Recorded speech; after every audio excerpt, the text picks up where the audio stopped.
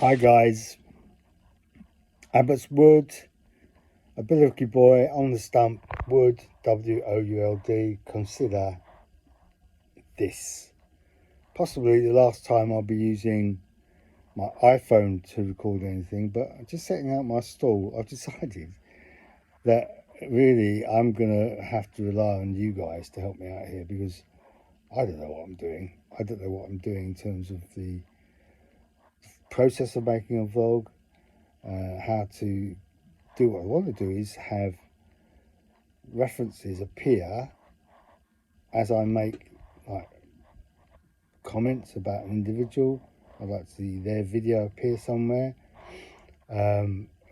transcript or commentary that's there for people who can't follow what I'm saying, and references down below highlighting sources of information, evidence of that backs up what I'm saying. I've got no idea. I've sought advice from AI.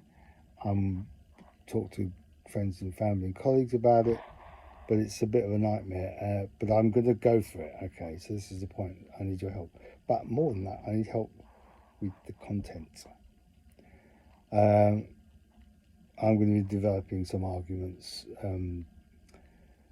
that I kind of like know the questions more than I do the answers to.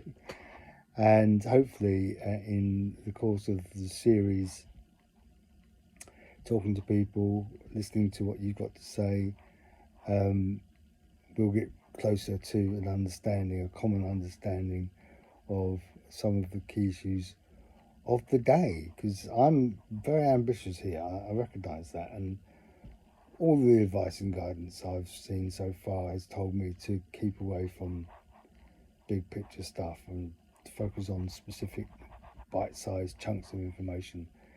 I can't do that, I'm afraid. I don't find that interesting. I'm doing this because of big picture stuff. I want to aim for, I know this sounds so arrogant, I don't mean it to sound arrogant. I want to aim for a new kind of enlightenment, okay? So, what's that? Well, in my judgment, and again, I could be wrong, and probably am, but this is how I see it, and I need your help here because having a personal view about something, as somebody close to me once said, opinions are like assholes. Everyone's got one, and most of them smell. You know who you are. Yeah, I don't want this just to be opinionated or an opinion piece. I want it to be formed. I want it to evolve and to develop and to gain some traction. But my understanding of the Enlightenment was it's the first time as a species, even though the Enlightenment was predominantly a European kind of affair, we as a species broke from superstition, spiritualism, the view that our lives and our understanding of our lives was subject to some higher authority, either God or the Spirit, or the Church, the Bishop, the Pope, or the King, the Monarch, or the aristocracy. All kind of different levels of authority, but we couldn't know what was going on until the Enlightenment broke through, and I think for good reasons at the time, but for reasons that are now past their sell-by date, focus instead on developing an evidence base for our beliefs. Something more than just an opinion or an observation or deduction or an inference, but something that had some weight behind it.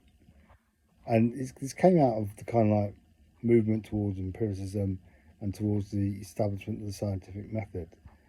But in order to get there, the proponents of the Enlightenment had to park a whole load of issues under the kind of rubric or the umbrella of the term metaphysics, which were too difficult or didn't make sense in a word, to be included within the Enlightenment project. And that's things like morality, things like coping with the unknown or the unknowable, speculations about the nature of ultimate reality, ontology, the material basis for existence. Those kinds of things look like parked because they were striving to achieve absolutism. Now, I think that the time is right, for a new kind of enlightenment, which recognises and builds on, but departs from a rationalist approach. In this regard, that those elements of our conceptual apparatus, our ways of thinking, the subject matters of those, the objects behind them, that were parked, as they were, or put to one side, but marginalised through the Enlightenment, need to be revisited. In particular, I'm going to be exploring the case for objective morality. I kind of feel at the moment we're so enthralled to individualism, subjectivism, and relativism that we don't have the means anymore to make clear, unambiguous judgments about behaviours and the consequences of behaviours. So people like Elon Musk doing a Hitler salute, Donald Trump destroying all the regulatory systems in America and turning the economy on its head, while at the same time being a convicted felon, a womanizer, a possible rapist, and a fraudster, seems to be acceptable because there's nothing to measure it against anymore. We can't just look back at an old morality and say we used to value integrity. We used to have a sense of right and wrong. There were lines you just didn't cross. All of that seems to have vanished. And it seems to be part of the currency of the far right, the kind of like populist right, that knowledge is always contestable. That the only truths are the ones that they, the far right, construct, often using a mixture of spiritualism, mythology, harking back to some golden age which never ever existed, or appealing to some inner essential human nature, often as conceptualized as a pyramid with guys, white guys mainly, at the top. And my gut feeling is that they get away with it because the rest of us, those who are watching from the sidelines, have lost our moral compass. And I want to explore that. I don't have an answer to it, right?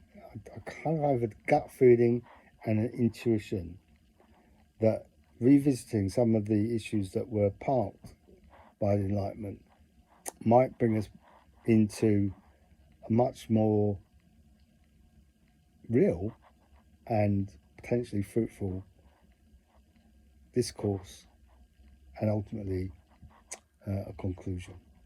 But I need you to come with me on this journey.